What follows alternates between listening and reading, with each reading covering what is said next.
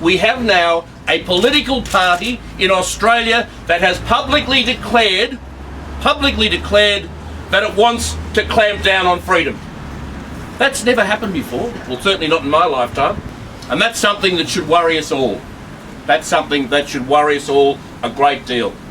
Whatever happens to this bill, this is a real threat, and a threat that we must stop. This is a real threat. Don't take this lightly. Do not take this lightly. This is a real threat. Bernie mentioned it was a sad day that we had a political party trying to regulate speech. I actually don't think it just happened last week with this guy behind us in the Labor Party. Look, let's just imagine it's the end of the year or during the election campaign.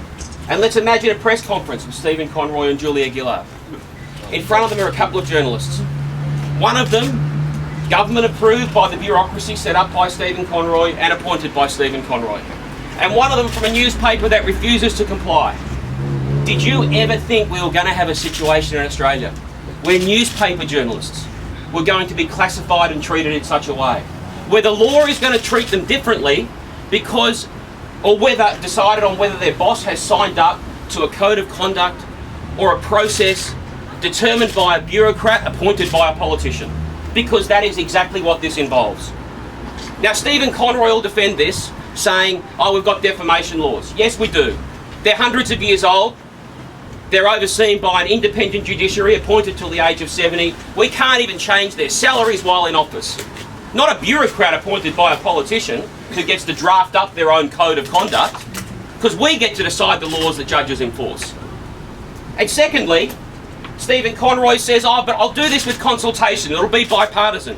Well, I say to you here now, and I know Mitch will agree with me as Bernie and Andrew do, we don't want it.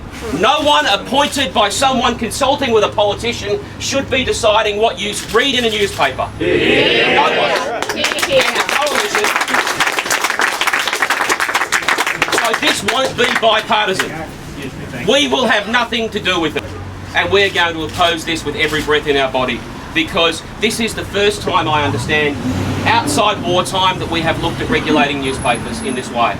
And thank you all for turning up, because this is one of those issues that should be beyond politics.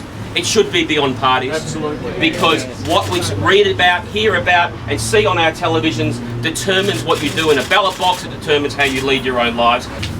Friends, I think we all have a tendency to underestimate the importance of those things that underpin a free and a democratic society. We know what they are. It's the rule of law, it's freedom of association, it's free speech and a free press. And this government has systematically set about undermining each of those in turn.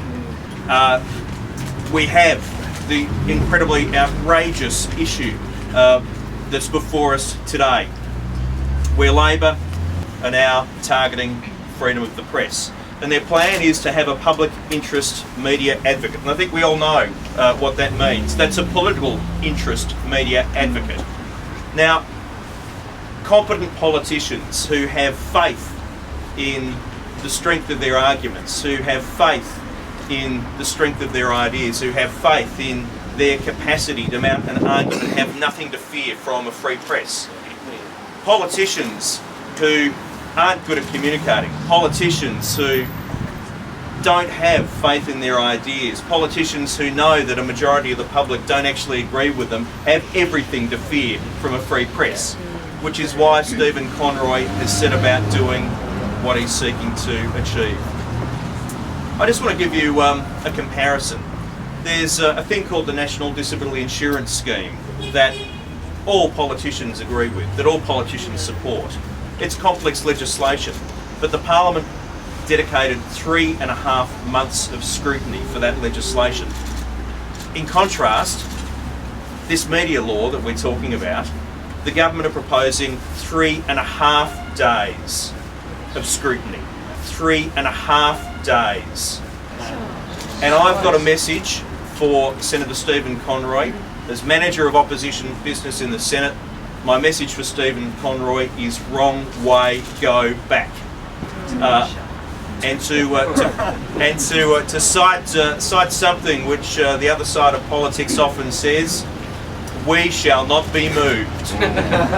We are not for turning.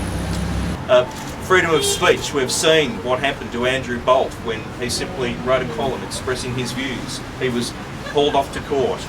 We can only wonder what this fundamental attack on freedom of speech, if successful, will see in our community. Stephen Conroy, we shall not be moved. Thanks very much.